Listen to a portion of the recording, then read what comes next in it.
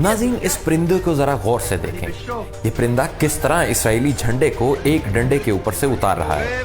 आप जरा इस परिंदे को मुलाहिजा करें।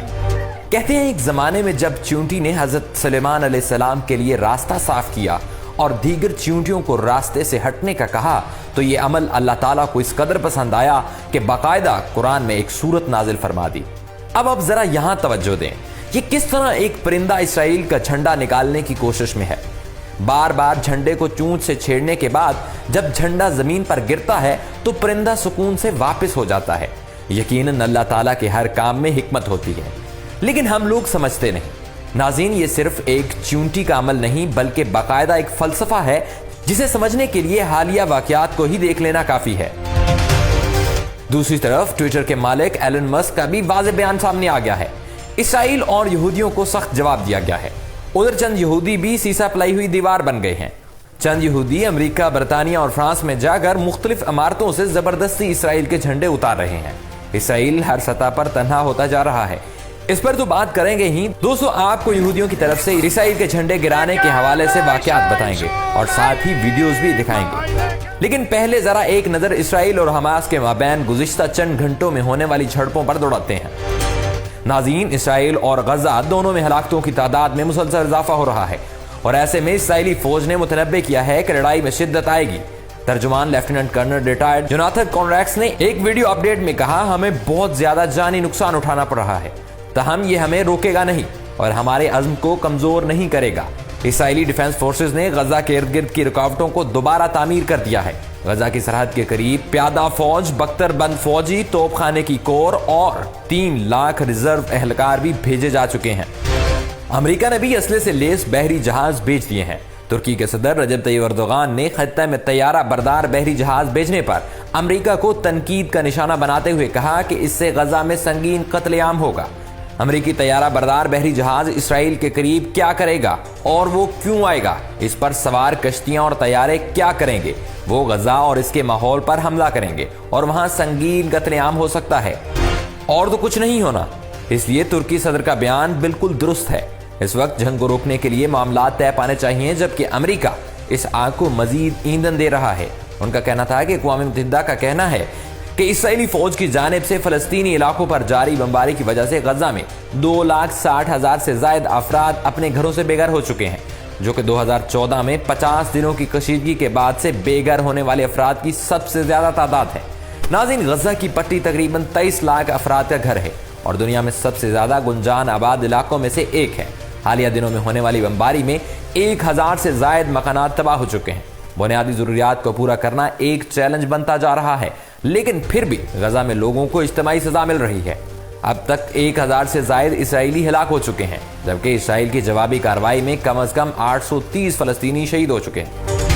इसराइल को गजा से अलग करने वाली दीवार के पार इसराइली फौज ने सरहद पर अपना कंट्रोल बाहर किया है। दूसरी जानिब गजा पर इसराइली फजाई हमलों में शिद्दत आ गई है, जबकि शोले और स्याह धुआं आसमान की जानिब बुलंद होता दिखाई देता है। अब तक के आदाद शुमार के मुताबिक 1,80,000 से ज्यादा गजा के रिहायशी बेघर हो चुके हैं, जो कि गलियों और स्कूलों में पनाह लिए हुए हैं, जबकि 22,600 से ज्यादा घर, 10 सेहत के मराकज और 48 स्कूल तबाह हुए हैं। नाज़रीन, हर तरफ मौत का सन्नाटा है, हर चेहरे पर खौफ और दहशत साफ दिखाई दे रही है। दूसरी तरफ यहूदी खुद इसराइल के खिलाफ निकल आए। इस वीडियो में आप देख सकते हैं कि कैसे एक यहूदी खुद शेफील्ड काउंसिल की इमारत पर चढ़कर इसराइल का झंडा उतार रहा है। सिर्फ झंडा उतारा ही नहीं जा रहा, बल्कि इसके बाद फलस्तीन का झंडा भी लगाया जा रहा है। इसी तरह कुछ यहूदी मुहिम भी चला रहे हैं, जिसमें उनका कहना है कि यहूदी और मुसलमान इस मुकद्दस सरजमीन पर अमन तरीके से रहते आ रहे हैं। हम में से किसी यहूदी ने इस जमीन को कौमियत की बुनियाद पर तकसीम नहीं किया, लेकिन चंद लोग इस मुकद्दस जमीन को तकसीम करना चाहते हैं। उन्होंने तो बाकायदा तौरात से हवाले दिए कि तौरात इस जमीन पर किसी किस्म की यहूदी रियासत के क़याम के खिलाफ है।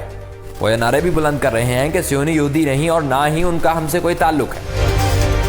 दोस्तों, सियोनी वो लोग हैं जो यहूदियों के लिए इसराइल जैसी रियासत का मुतालबा करते हैं। ताहम अब दुनिया भर के यहूदी खुद इसराइल और ऐसे लोगों के खिलाफ निकल रहे हैं और फलस्तीन का साथ दे रहे हैं। नाज़रीन, इसके साथ साथ ट्विटर के मालिक और साबका दुनिया के अमीर शख्स एलन मस्क ने भी फलस्तीनियों का साथ दिया है। यूरोपीय यूनियन की जानिब से एलन मस्क को खत लिखा गया और इन्हें वार्निंग दी गई कि आपके प्लेटफॉर्म पर फलस्तीन के हक में मवाद शेयर किया जा रहा है। अगर तुमने इसे बंद न किया तो तुम्हारे खिलाफ कार्रवाई होगी। एलोन मस्क ने कहा कि करें कार्रवाई, मैं इस तरह की कार्रवाइयों से नहीं डरता। उन्होंने फलस्तीन से मुतल्लिक मवाद हटाने से साफ इनकार कर दिया। यूरोपीय यूनियन ने 24 घंटों का वक्त दिया था। एलोन मस्क ने यूरोपीय यूनियन को जवाब दे दिया कि हमारी पॉलिसी है कि हर चीज ओपन सोर्स और शफाफ है। जो खिलाफ वर्जियां हो रही हैं इन्हें सामने लाएं ताकि अवाम भी देखे और हम भी देखें। दोस्तों, इसराइल जमीनी जंग तो बुरी तरह हार रहा है, लेकिन अब वो कोशिश कर रहा है कि सोशल मीडिया पर जंग जीते, जिसके लिए वो मुख्तलिफ हरबे इस्तेमाल कर रहा है। पहले ट्विटर के मालिक को धमकाया और जब वहां से बात न बनी तो यूट्यूब का रुख कर लिया। अब इसराइल हमास के खिलाफ बैनुल-अक़वामी हमायत हासिल करने के लिए यूट्यूब पर इश्तिहारात चला रहा है। ये इश्तिहारात इसराइली वज़ारत ख़ारजा की जानिब से जारी किया गया है। अंग्रेजी मतन के साथ जारी किए गए इस इश्तिहार में बैनुल-अक़वामी सतह पर इसराइल की हिमायत की दरख्वास्त की गई है। इस इश्तिहार में खबरदार किया गया है कि तेल अवीव अपने शहरियों को वहशी दहशतगर्दों से बचाने के लिए तमाम ज़रूरी इक़दाम करेगा। सिर्फ यही नहीं बल्कि इसराइली न्यूज़ चैनल i24 का बड़ा झूठ उस वक्त पकड़ा गया जब i24 के रिपोर्टर ने दावा किया कि हमास ने कई बच्चों को शहीद किया। लेकिन जब तुर्की की न्यूज़ एजेंसी एंदलो ने इसराइली फौज से राब्ता किया तो फौजी तर्जुमान ने इस खबर की खुद ही तरदीद कर दी और कहा कि हमारे पास ऐसी कोई इतलात नहीं है। नाज़रीन, अब ये तनाज़ा बैनुल-अक़वामी नौइयत का हो गया है। इसराइल की कोशिश है कि ज़्यादा से ज़्यादा ममालिक इसको सपोर्ट करें, जबकि फ़लस्तीन भी अपने हक में सरगर्मियाँ तेज़ कर रहा है। लेकिन यहाँ फ़लस्तीन के हक में मुस्लिम ममालिक की कमज़ोरियाँ बताना भी ज़रूरी है। तुर्की हाल ही में मुआहदा लौज़ान से आज़ाद हुआ है, तो वो तुर्की जो पाबंदियों के शिकार होने के बावजूद खुलकर फ़लस्तीन का साथ देता था, अरबों से ज़्यादा फ़लस्तीनियों के साथ खड़ा होता था, अब नरम क्यों पड़ा हुआ है? तैयब एर्दोगान दो रियासती हल की बात क्यों कर रहे हैं? पसे पर्दा कुछ न कुछ बड़ा चल रहा है। ये हो ही नहीं सकता कि फ़लस्तीन इतना बड़ा हमला कर दें और इराक, शाम, लीबिया में फौज रखने वाला तुर्की बेखबर रह जाए। तुर्किया अंदरूनी खाना ज़रूर मुकम्मल सपोर्ट कर रहा होगा, मगर ऊपर ऊपर से ऐसा जाहिर कर रहा है कि जैसे वो इसमें मुलविस नहीं। अलबत्ता एर्दोगान अमेरिका को धमकियां ज़रूर दे रहे हैं। एर्दोगान ने अमेरिका को वार्निंग भी दी कि वक्त आने पर आपसे हिसाब बराबर करेंगे। तुर्किया जम खाया हुआ शेर है और वो पूरी कोशिश कर रहा है कि वो रूस को इस जंग में इन्वॉल्व कर दे। रूस अगर आया तो चीन भी आएगा, लेकिन ये दोनों अभी अमेरिका के मुंतज़िर हैं। दुनिया इस वक्त एक बड़ी जंग के ध्यान पर खड़ी है, लेकिन सब एक दूसरे के मुंतज़िर हैं। दोस्तों, सल्तनत उस्मानिया के खात्मे के बाद दमिश्क पहुंचने वाले फ्रांसीसी जनरल ने जब सलाहुद्दीन अयूबी की कब्र पर लात मारकर कहा कि उठो सलाहुद्दीन, हम वापस आ गए हैं, तो उस दिन तय हो गया था कि सलीबी अपनी तारीख नहीं भूले, बल्कि वो तारीख सीना बसीना चली आ रही है। वो जितने भी पादर पितर आज़ाद हो जाएं, मॉडर्न हो जाएं, एक चीज़ पर वो मुत्तफिक हैं, और वह है कि मुसलमानों से शदीद नफरत। ना तो फ़लस्तीनी यूरोपियों के कुछ लगते हैं और ना ही यहूदी उनके चाचे मामे हैं, लेकिन फिर भी यूरोप इसराइल के साथ खड़ा हुआ है। तो इसकी और क्या वजह हो सकती है सवाए मुसलमानों से अज़ली नफरत की? यूरोप के जुल्म की तारीफ मुसलमानों के लिए अलग और बाकियों के लिए अलग है। वो मजलूम को भी मजहब की बुनियाद पर कैटेगराइज करते हैं। आप हालिया 50 साल के वाक़यात उठाकर देख लें, सब वाज़ेह हो जाएगा। दूसरी तरफ अफगानिस्तान की फौज दुनिया के सबसे खतरनाक जंगजुओं में शामिल है। हालिया फ़लस्तीन इसराइल जंग में अफगानिस्तान का किरदार ज़रूरी है। हमास तनहा इतनी अहलियत नहीं रखती कि वो इसराइल को टक्कर दे सके।